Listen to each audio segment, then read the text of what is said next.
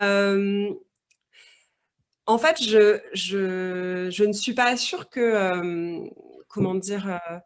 Que l'apport le plus, original, de Mill soit, celui d'une pensée de la liberté, enfin, la disons, la définition qu'il produirait, de la liberté.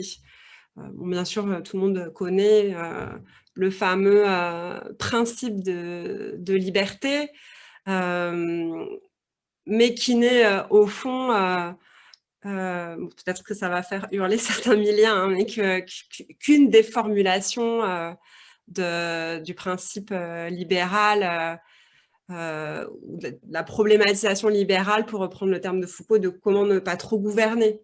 Heu, il me semble que ce qui est plus intéressant, chez Mill, en tout cas ce qui m'a le plus frappé, c'est sa définition de l'individualité. Et en tout cas, sa conscience du fait que, dès son époque, la notion même d'individu, pouvait, être, réduite et réifiée, hein, et mobilisée, de façon, sommaire et dogmatique.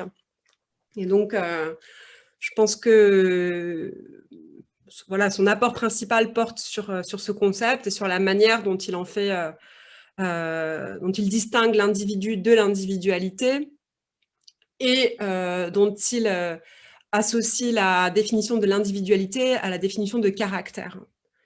Voilà, donc je ne sais pas si ça répond à votre question, mais hem, le principe de liberté, qui consiste à, dans le livre, éponyme, à tracer les frontières de l'individu, et de la société, de l'individu, et de l'État, heu, n'est pas en lui-même, ce qui fait la singularité de la pensée de Mill. Ce qui fait la singularité de Mill, c'est la manière dont, à l'intérieur même de ce principe, l'individualité, est définie et joue, vraiment comme un véritable, principe, opératoire.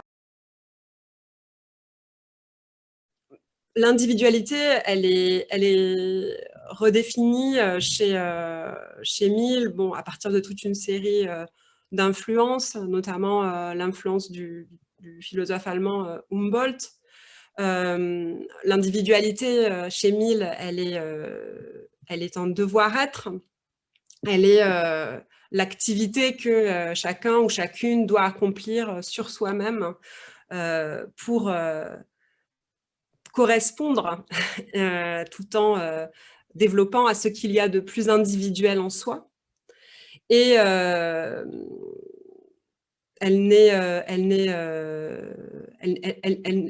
est un processus qui n'est jamais achevé. Hein, donc, en faisant cela, en distinguant l'individualité de l'individu, Mill inscrit, au sein même de de l'individu, la problématique du progrès. Un progrès qui n'est pas simplement, à comprendre, sur le plan, de l'historicité, mais aussi, sur le plan, personnel, et singulier.